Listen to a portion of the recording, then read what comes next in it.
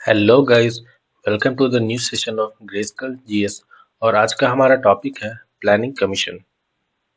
तो आइए इसे शुरू करते हैं। Let's begin. प्लानिंग कमीशन को बनाया गया था 15 मार्च 1950 में, और ये एक एक्स्ट्रा कॉन्स्टिट्यूशनल बॉडी है। Extra constitutional body extra constitutional body का मतलब ये होता है कि ये हमारे इंडियन कॉन्स्टिट्यूशन में कहीं भी मेंशन नहीं किया गया है इसके बारे में। इसे उस वक्त की गवर्नमेंट ने फॉर्म किया था। प्लानिंग कमीशन जो है उस वक्त इंडिया का थिंक टैंक था। इस कमीशन का काम होता था कि ये इंडिया के लिए पॉलिसीज बनाते थे, पॉलिसी मेकिंग। इसके थ्रू इंडिया में 5 ईयर प्लान को इंट्रोड्यूस किया गया। ये जो 5 ईयर प्लान है ये बेसिकली लिया गया था सोवियत यूनियन से।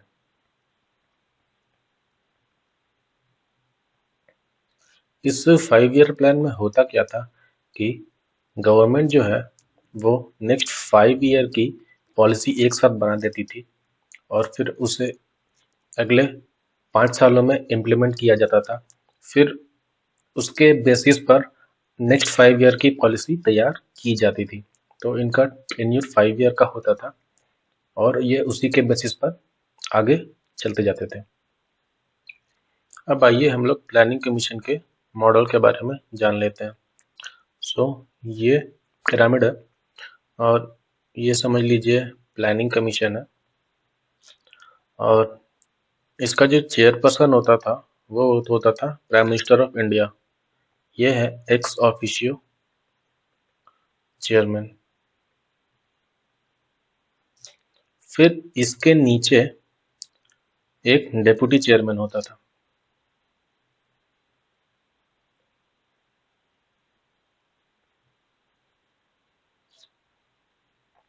फिर डेप्यूटी चेयरमैन के नीचे इसमें इसके मेंबर्स होते थे, ये सारे मेंबर्स। इसमें कुछ स्पेशल इनवाइट्स भी होते थे, जैसे कुछ स्पेशलिस्ट लोगों को प्राइम मिनिस्टर चाहे तो इस प्लानिंग कमीशन का मेंबर बना देते थे और ये लोग मिलकर के इसका एडमिनिस्ट्रेशन संभालते थे। तो प्लानिंग कमीशन बेसिकली इस मॉडल पर काम करता था। एक बात का हमें ध्यान रखना है, इसमें स्टेट्स का पार्टिसिपेशन बिल्कुल भी नहीं था। No state participation was observed. तो इसलिए इसे एक ब्यूरोक्रेटिक स्ट्रक्चर भी बोला जाता था। It was a bureaucratic structure. फिर प्लानिंग कमीशन के रिकमेंडेशन से 1952 में एक नेशनल डेवलपमेंट काउंसिल बनाई गई। National development council. इसे हेड कौन करता था? तो इसे भी प्राइम मिनिस्टर हेड करता था, और इसके जो मेंबर्स होते थे ये समझ लीजिए ये सारे इसके मेंबर्स हैं। वो होते थे सीएम ऑफ वेरियस स्टेट्स। अलग अलग स्टेट्स के चीफ मिनिस्टर्स इसके मेंबर्स होते थे, और in case of union territories वहाँ के लेफ्टिनेंट गवर्नर। ये सारे इस नेशनल डेवलपमेंट काउंसिल के मेंबर्स हुआ करते थे। प्लानिंग कमीशन को 13 अगस्त 2014 को डिसॉल्व कर दिया गया और इसके जगह पर लाया गया नीति आयोग।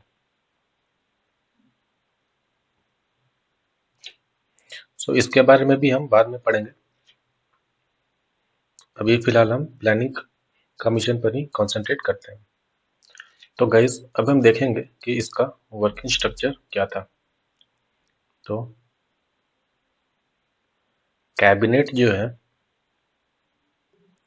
वो ऑब्जेक्टिव तैयार करती थी और फिर उन ऑब्जेक्टिव को ये प्लानिंग कमीशन को भेज देती थी। प्लानिंग कमीशन, फिर प्लानिंग कमीशन जो है वो उसे अच्छे से एग्जामिन करके ड्राफ्ट तैयार करता था और फिर ये वापस कैबिनेट में कंसिडरिंग के लिए भेज दिया जाता था। फिर कैबिनेट से जब ड्राफ्ट फाइनलाइज हो जाता था, आफ्टर बीइंग फाइनलाइज्ड, ये वापस से प्लानिंग कमीशन को भेजा जाता था सो दैट वो उसे एक पायलट बेसिस पर शुरू कर सके और उसके फीडबैक से आगे एक परमानेंट पॉलिसी फ्रेम कर सके। तो फिर ये उसे स्टेट्स को फॉरवर्ड कर देता था। अब स्टेट में होते थे स्टेट प्लानिंग बोर्ड्स, अलग अलग स्टेट की अलग अलग स्टेट प्लानिंग बोर्ड्स होती है, वो अपने स्टेट्स के लिए पॉलिसी बनाते हैं। अब ये जो है ये प्लानिंग कमीशन के ड्राफ्ट कंसिडर करके अपना ये खुद का एक ड्राफ्ट तैयार करते थे। So they made their own draft by considering planning commissions draft.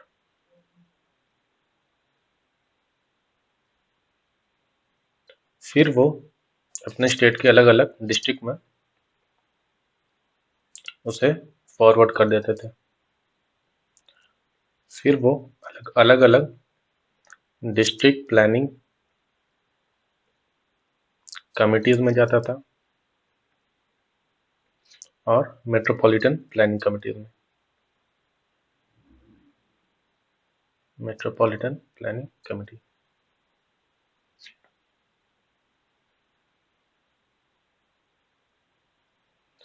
फिर वहां से ये म्युनिसिपैलिटीज और पंचायत में अप्लाई किया जाता था एग्जामिन पर्पस के लिए।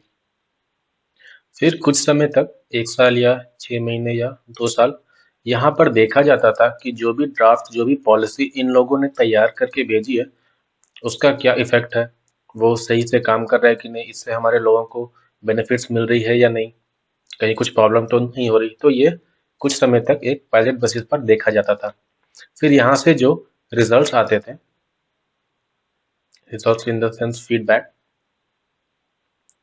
उसे वापस से कैबिनेट को भेजा जाता था और ये इन्हीं सारे वेज को फॉलो करते हुए कैबिनेट तक जाता था।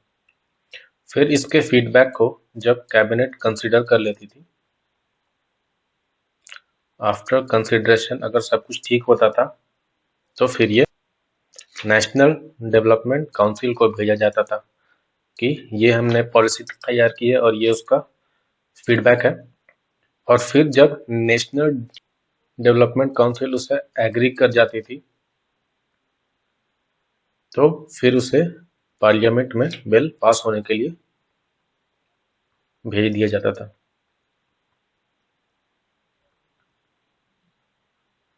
सो अगर यहाँ पर बिल पास हो गया तो फिर ये परमानेंटली पूरे देश में लागू हो जाता था। तो ये उसका स्ट्रक्चर है प्लानिंग कमीशन का। तो अब हम जानेंगे अलग अलग 5 ईयर प्लान्स के बारे में, जो कि बहुत इंपॉर्टेंट है। हमेशा वनडे एग्जाम्स में इनसे क्वेश्चन पूछ लिए जाते हैं, जैसे कि हर एक 5 ईयर प्लान का टाइम पीरियड क्या था, वो किस मॉडल बेस्ड था और उनके एम्स क्या क्या हुआ करते थे। तो ये सब एग्जाम्स में पूछा जाता है। तो नेक्स्ट है 5 ईयर प्लान्स।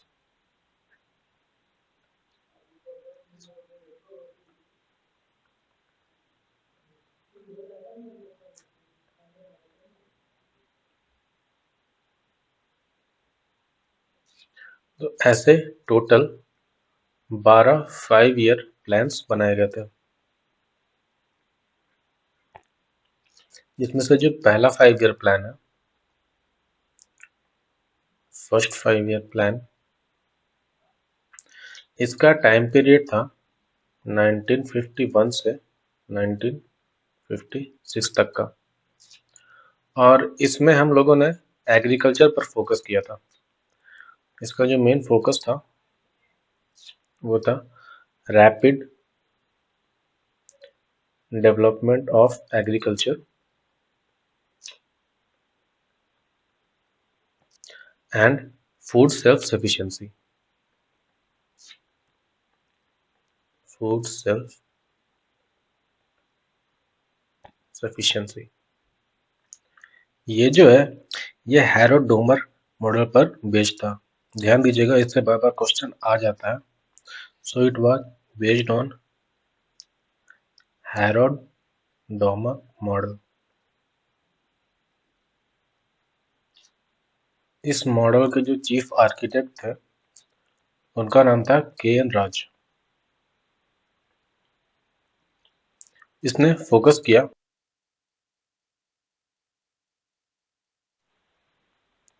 इरिगेशन पर और पावर प्रोजेक्ट्स पर।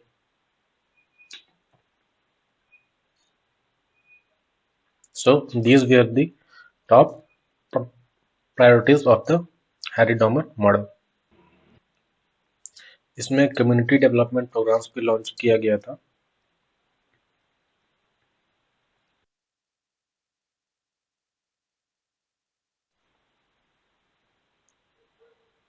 प्रोग्राम्स,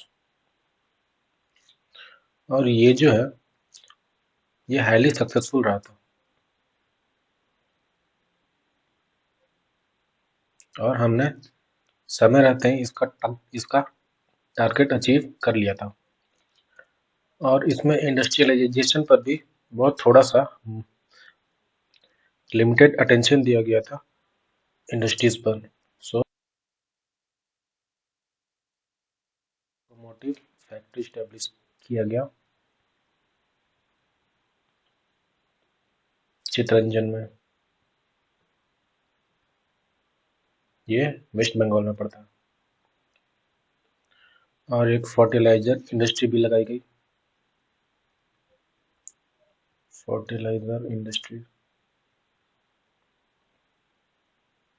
सिंदरी में।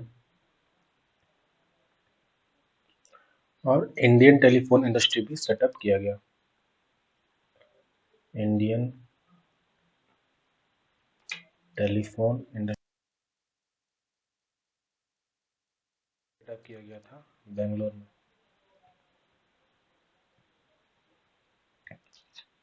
ये हैरोल्ड डोमर मॉडल जो था ये बैलेंस्ड इकोनॉमी की बात नहीं करता था। सो it was an unbalanced economy.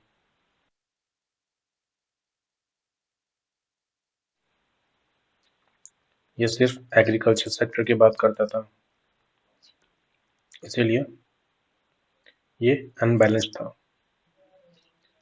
ये जो है ये ट्रिकल डाउन थ्योरी पर बेस्ड था, ट्रिकल डाउन थ्योरी। इसका मतलब होता है टॉप टू बॉटम। फिर इसके बाद सेकेंड 5 ईयर प्लान आया।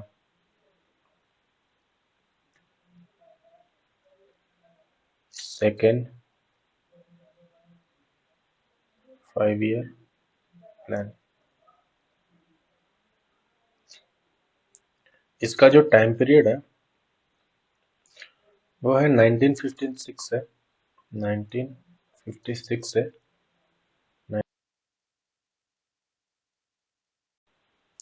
इस 5 ईयर प्लान ने फोकस किया था फैक्ट्रीज और इंडस्ट्रीज पे। तो इसका एम था promotion of heavy industries, promotion of heavy industries. इस प्लान को हम लोग नेहरू महालनोबिस मॉडल के भी नाम से जानते हैं, नेहरू महालनोबिस मॉडल। इनका पूरा नाम था पीसी महालनोबिस और इन्हीं के बर्थडे पर 29 जून को हम लोग नेशनल स्टैटिस्टिक्स डे मनाते हैं।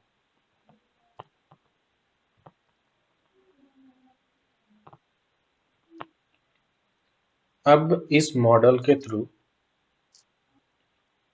हेवी इंडस्ट्रीज का डेवलपमेंट हुआ। हेवी इंडस्ट्रीज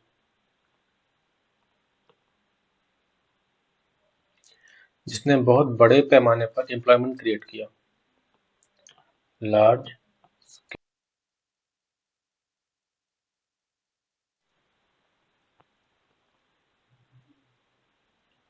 फिर क्या हुआ, एम्प्लॉयमेंट बढ़ने से लोगों के पास पैसा आया और वो लोग स्पेंड करने लगे। So they started spending on light industry products.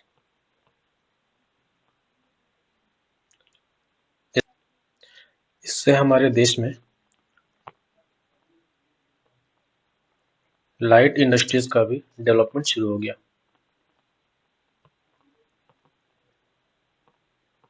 Development of light industries.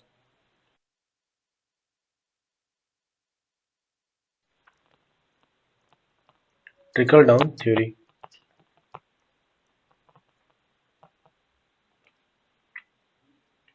ये जो है सिर्फ और सिर्फ इंडस्ट्रियल सेक्टर के बारे में बात करता था, इसीलिए इसे भी हम अनबैलेंस्ड इकोनॉमी कंसिडर करते हैं।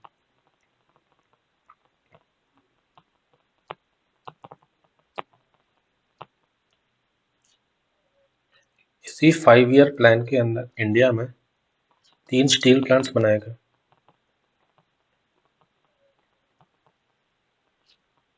ये बनाए गए थे भिलाई में और दूसरा बनाया गया था राउरकेला में और तीसरा दुर्गापुर में। ये तीनों जगह स्टील प्लांट्स बनाए गए। भिलाई का जो स्टील प्लांट है वो सोवियत यूनियन के हेल्प से बनाया गया था, with the help of Soviet union, जो कि आज का रशिया वाला पार्ट है। राउरकेला में हमने स्टील प्लांट बनाया था जर्मनी के हेल्प से और दुर्गापुर में हमें हेल्प किया था ब्रिटेन ने। अब हम लोग चलते हैं थर्ड 5 ईयर प्लान की ओर।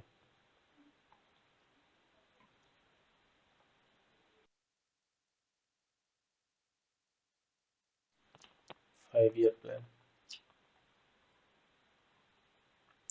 इसका टाइम पीरियड है 1961 से लेकर 1966 तक का। इसमें बात कही गई थी बैलेंस्ड ग्रोथ कंसेप्ट की। So its aim was balanced growth strategy.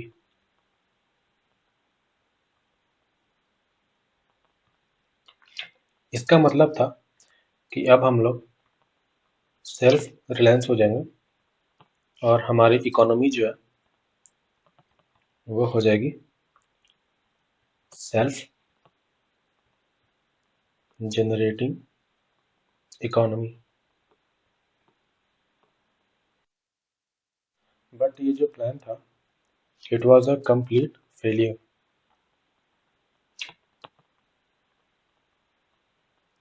इसके फेल होने के 3 कारण थे।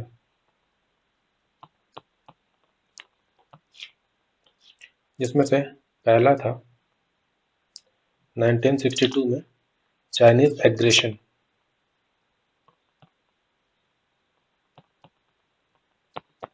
उस वक्त इंडो चाइना वॉर चल रही थी, तो उसके चलते भी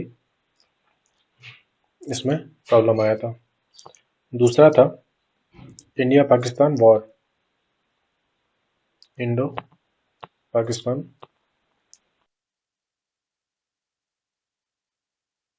5 का। और 1965 और 66 में इंडिया में उस वक्त का सूखा पड़ा था। So it was the most severe drought in the last 100 years. पिछले 100 साल में इतना ज्यादा सूखा इंडिया में कभी नहीं पड़ा था। तो ये तीनों मेन रीजंस थे थर्ड 5 ईयर प्लान के फेल होने का।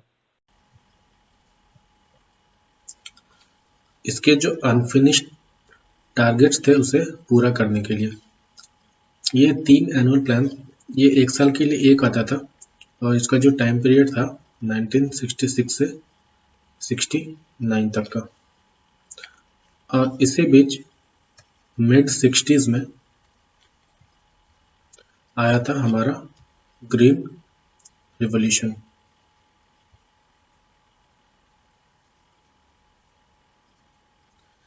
इसमें हमने मैक्सिकन वैरायटी के सीड को इंडियन वैरायटी सीड के साथ क्रॉस फर्टिलाइजेशन करके एक हाइब्रिड सीड क्रिएट किया था जो कि ड्रॉट रेसिस्टेंस था और इसकी प्रोडक्टिविटी थी वो भी बहुत ज़्यादा हायर थी।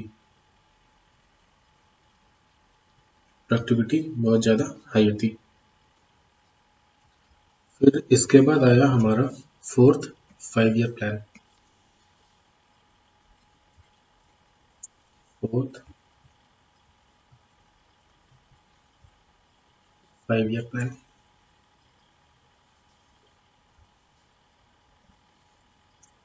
इसका जो टाइम पीरियड था वो था 1969 से लेकर 1974 और इसका एम था growth with stability,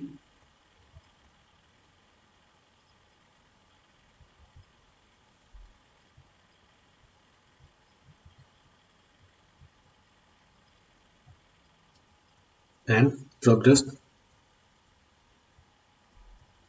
towards self-reliance।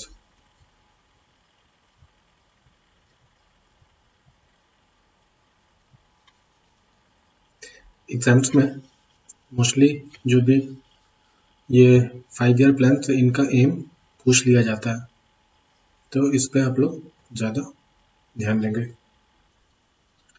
And this was also a complete failure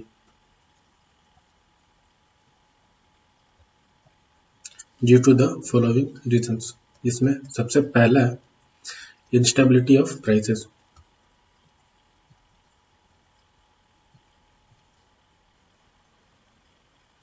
चीज़ों की जो कीमत थी वो उस वक्त स्टेबल नहीं थी। और 1971 का Indo Pakistan war,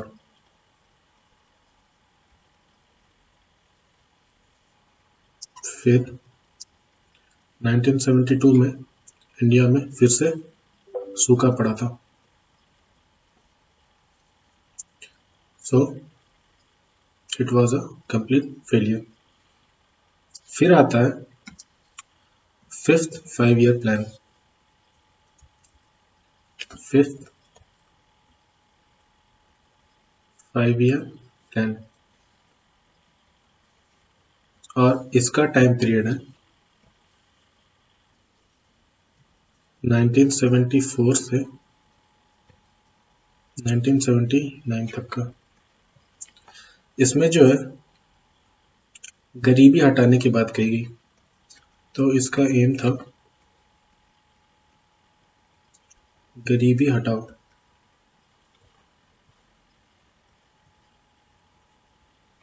poverty alleviation.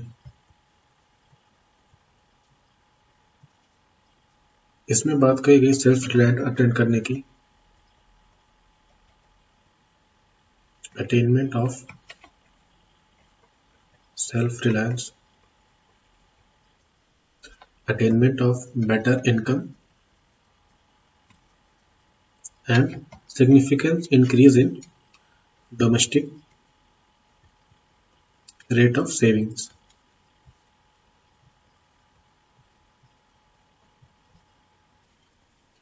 इस प्लान को लॉन्च किया था डीडी धार ने।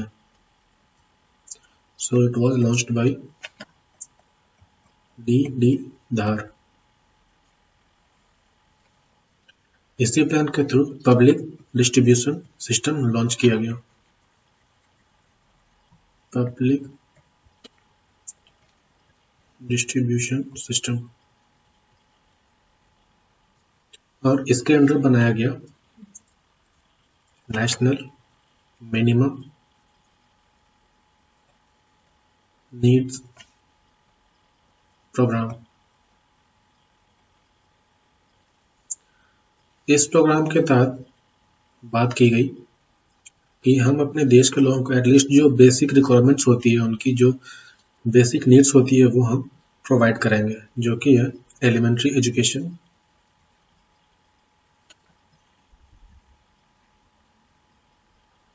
Safe drinking water,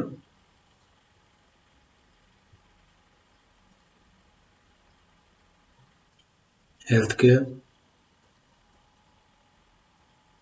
slum development,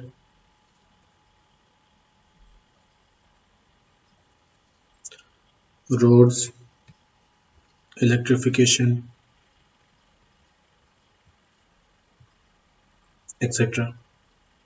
तो ये सारी चीजें लोगों को प्रोवाइड कराने की बात कही गई। फिर 1978 में जनता पार्टी पावर में आती है, जनता पार्टी, और इन्होंने 31 मार्च 1978 को 5th 5 ईयर प्लान को टर्मिनेट कर दिया,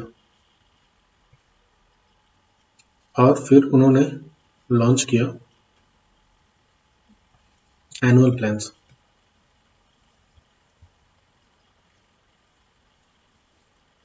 अब ये लोग एक साथ 5 साल की पॉलिसी नहीं बनाने वाले थे। अब ये लोग हर एक साल एक एक करके पॉलिसी बनाने वाले थे, और इस प्लान को नाम दिया गया रोलिंग प्लान।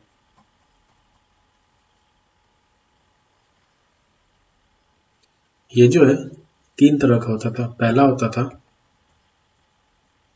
एनुअल प्लान, जो कि 1 साल के लिए होता था।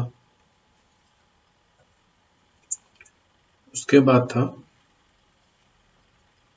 Mid term plan, mid term plan, जो कि था 3 to 5 ईयर्स के लिए। फिर लास्ट था पर्सपेक्टिव प्लान,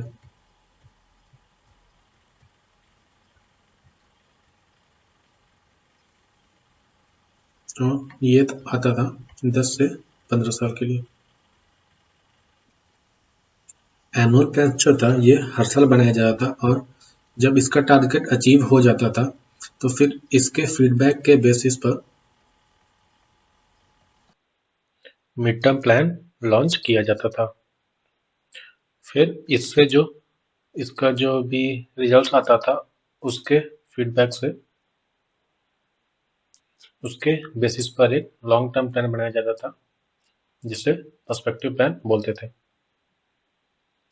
फिर 2 साल के बाद ही 1980 में फिर से इंदिरा गांधी की सरकार वापस से पावर में आ जाती है, और इसने जो है वो 5 ईयर प्लान फिर से शुरू कर दिया।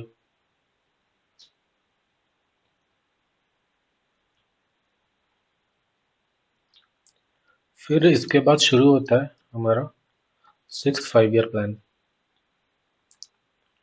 6th 5 ईयर प्लान, इसका टाइम पीरियड है 1980 से 1985।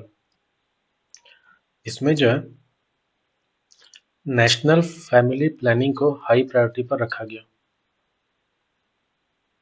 National family planning. और इससे पहले वाले 5 ईयर प्लान में जो पॉवर्टी इलिमिनेशन का जो टारगेट था उसे कंटिन्यू रखा गया। फिर इसके बाद आया 7th 5 year plan. 7th 5 year plan, इसका जो टाइम पीरियड है 1985 से 1990 तक।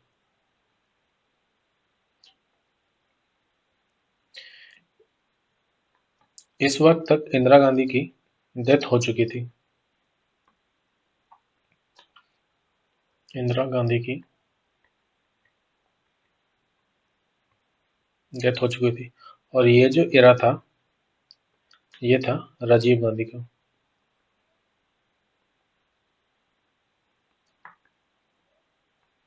ये फिर इंदिरा गांधी के बाद नए पीएम बनाए गए थे। इस समय को कहा जाता है बिगनिंग ऑफ लिबरलाइजेशन।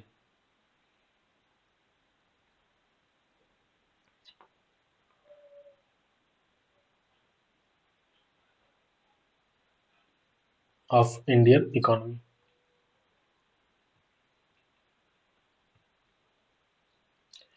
इसी टाइम पीरियड में सेल्फ हेल्प ग्रुप इमर्ज होकर के आए।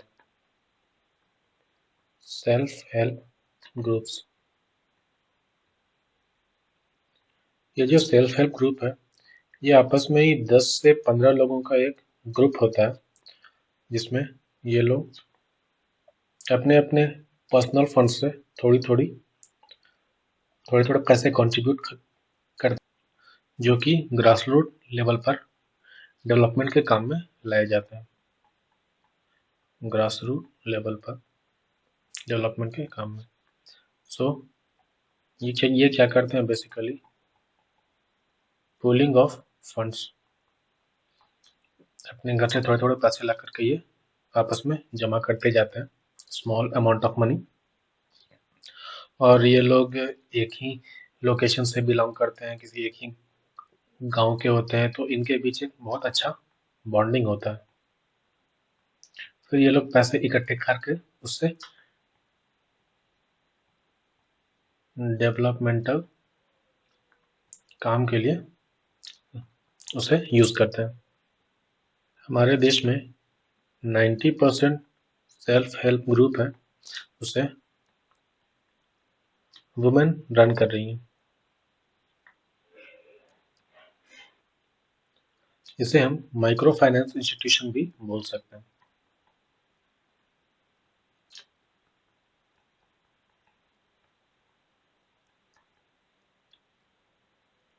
किसी को भी अगर जरूरत होती है तो ये स्मॉल अमाउंट लोन के तौर पर लोगों को देते हैं। फिर इसमें जो है टेक्नोलॉजी अपग्रेडेशन पर बहुत ज़्यादा ध्यान दिया गया।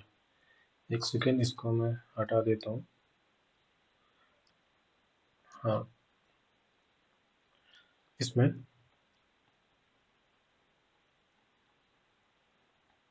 टेक्नोलॉजिकल अपग्रेडेशन को हाई प्रायोरिटी पर रखा गया। और यही वो वक्त था जब इंडिया में कंप्यूटर्स का एरा शुरू हुआ। इसमें बात कही गई कि हम प्रोडक्टिव एम्प्लॉयमेंट जनरेट करेंगे।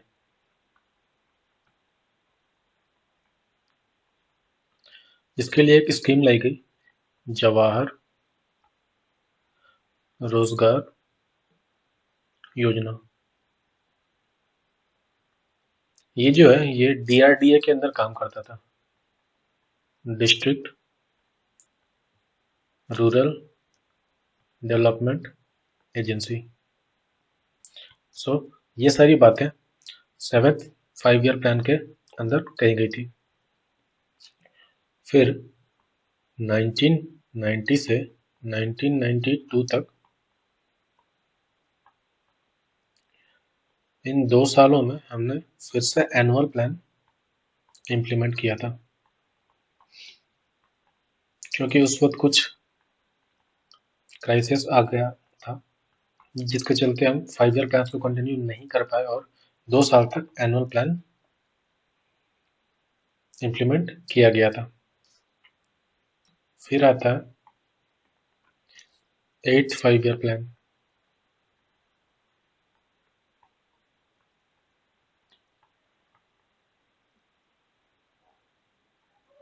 ये था 1992 से लेकर 1997 तक।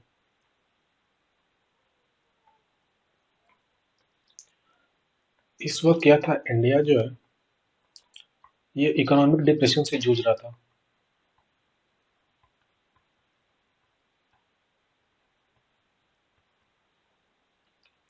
फिर ये हेल्प लेने गया वर्ल्ड बैंक के पास। तो इंडिया जब वर्ल्ड बैंक के पास गया तो वर्ल्ड बैंक ने कहा कि hello, how may I help you. फिर इंडिया ने कहा कि हमें फाइनेंशियल असिस्टेंस चाहिए। वर्ल्ड बैंक ने कहा ओके, नो प्रॉब्लम, बट आपको जो है अपनी कंट्री में एलपीजी रिफॉर्म्स करने होंगे।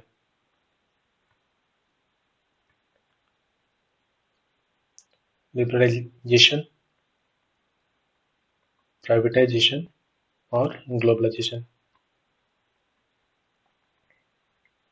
आप अपनी इकोनॉमी को पूरे दुनिया के लिए ओपन कीजिए, फिर हम आपकी हेल्प करेंगे। तो इंडिया के पास उस वक्त कोई ऑप्शन था नहीं। फिर इंडिया ने क्या किया, एलपीजी रिफॉर्म्स ले आया और हमने अपनी इकोनॉमी को पूरी दुनिया के लिए खोल दिया।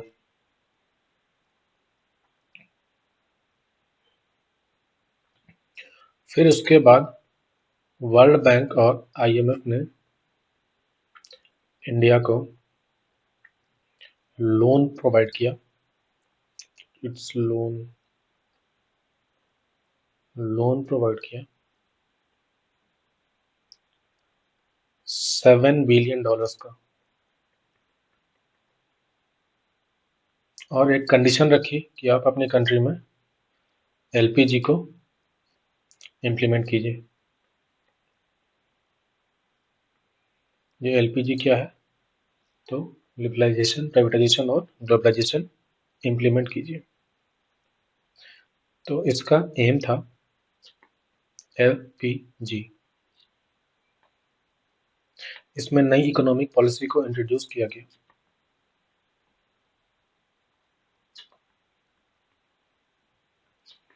और जो इंडस्ट्रीज थी उसमें गवर्नमेंट के शेयर्स को कम किया गया और इसमें प्राइवेट प्लेयर्स को एंट्री दी गई। और जो सेल्फ हेल्प ग्रुप्स थे उन्हें बैंक से लिंक कर दिया गया। बैंक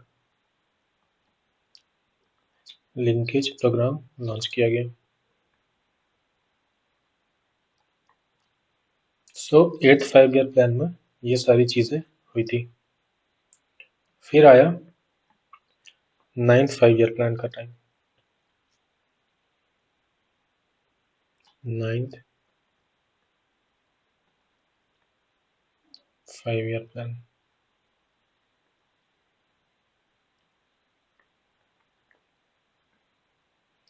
इसका जो टाइम पीरियड है 1997 से 2002 तक का। इसका एम है growth with justice and equality. Growth with justice and equality. इसने बात करी क्वालिटी ऑफ लाइफ के बारे में।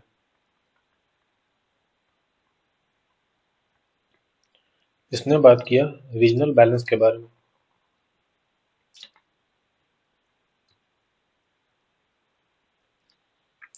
इसने कहा कि हम प्रोडक्टिव एम्प्लॉयमेंट जनरेट करेंगे। Generation of productive employment. इसने कहा कि हम सेल्फ रिलायंस को अडॉप्ट करेंगे। तो ये सारी बातें 9th 5 ईयर प्लान में कही गई थी। फिर अगला जो है वो है 10th 5 ईयर प्लान। इसका टाइम पीरियड है 2002 से 2007। इसका एम है इनकल्सिव growth.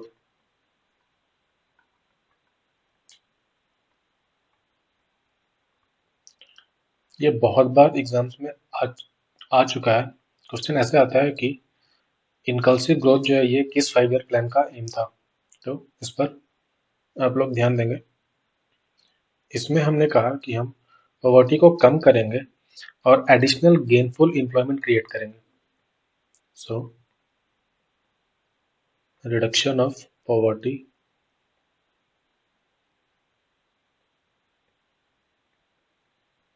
Creation of additional gainful employment.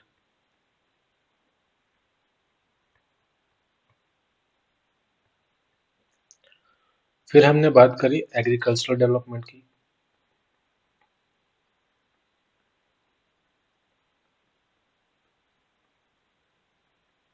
और हमने बात करी डेवलपमेंट ऑफ प्राइमरी एजुकेशन।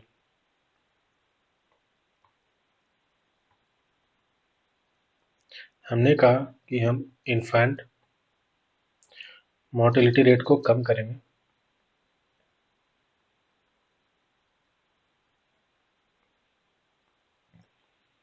और जो मैटरनल मोर्टेलिटी रेट था हम उसे भी कम करेंगे। तो इतनी सारी बातें 10th 5 ईयर प्लान में कही गई थी। और जो इनकल्सिव ग्रोथ जो है ये बेस्ड था गांधी के सर्वोदय प्लान पे, सर्वोदय मॉडल पे। ये जो है ये इक्वालिटी की बात करता है। It talks about equality. Gandhi का जो सर्वोदय मॉडल था ये इंस्पायर्ड था जॉन रॉल का थ्योरी ऑफ जस्टिस से, जो कि बात करता था इक्वालिटी और इक्विटी के बारे में।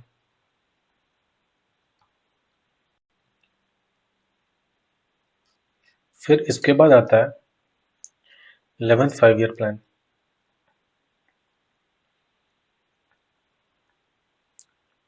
11th 5 ईयर प्लान ये था 2007 से 2012 तक का और इसका एम है faster and more inclusive growth.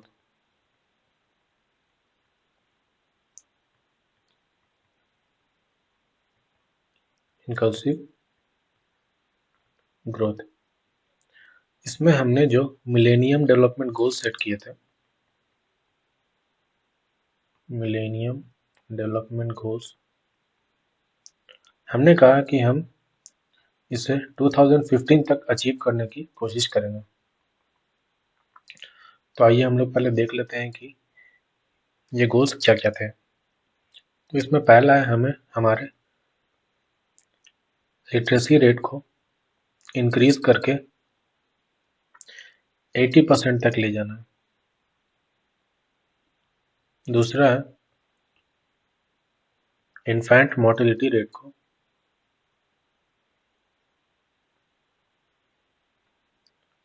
कम करके 28:1000 तक ले जाना है। और मार्जिनल मोर्टेलिटी रेट है इसे भी कम करके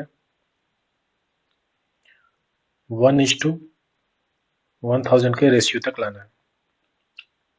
और हमने 2009 तक सभी को सेफ ड्रिंकिंग वाटर प्रोवाइड कराने की बात भी कही।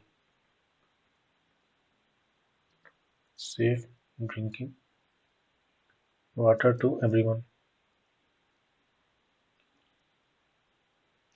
और हमने सेक्स रेशियो इंक्रीज करने की भी बात कही। सेक्स रेशियो को इंक्रीज करके 950 तक पहुंचाने की बात कही टिल 2016।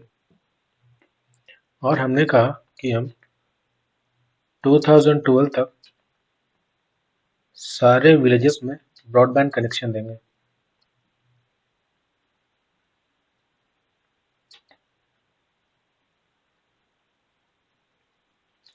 और 2009 तक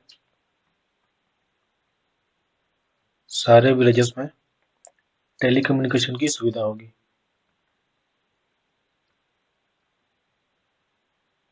टेलीकम्युनिकेशन। और हमने कहा कि 2009 तक विलेजेस में हम इलेक्ट्रिसिटी प्रोवाइड कराएंगे और पक्की सड़कें भी बनवा देंगे, रोड्स। ये सारी बातें 11th 5 ईयर प्लान में कही गई थी। फिर इसके बाद आया एट लास्ट हमारा 12th and final 5th year plan. 12th 5 year plan जिसका टाइम पीरियड होना था 2012 से 2017 तक, लेकिन इसे 13 अगस्त 2014 को एबॉलिश कर दिया गया। और इसकी जगह जब बीजेपी पावर में आई तो सरकार ने नीति आयोग को इंट्रोड्यूस किया as a new think tank of India. NITI Aayog को 1 जनवरी 2015 में लॉन्च किया गया था। ये जो 12th 5 ईयर प्लान है, इसका एम था faster, sustainable and more inclusive growth. Faster, sustainable and more inclusive growth. इसमें हमने सबसे ज्यादा ध्यान दिया स्किल डेवलपमेंट पे।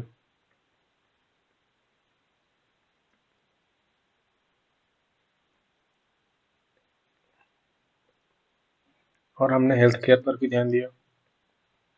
हमने बात करी एजुकेशन की, एनवायरनमेंट की,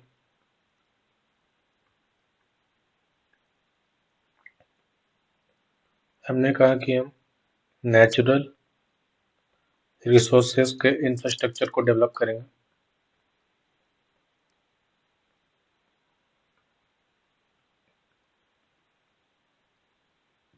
इंफ्रास्ट्रक्चर डेवलपमेंट। और इंडिया में सबसे पहली बार सस्टेनेबल वर्ड इसी टाइम पीरियड में इंट्रोड्यूस किया गया था। ये था हिस्ट्री प्लानिंग कमीशन का, जिसे बाद में ट्रांसफॉर्म करके नीति आयोग बना दिया गया 2015 में। तो आई होप आपको ये सेशन अच्छा लगा होगा। तो फिर मिलेंगे अगले सेशन में। Thank you so much.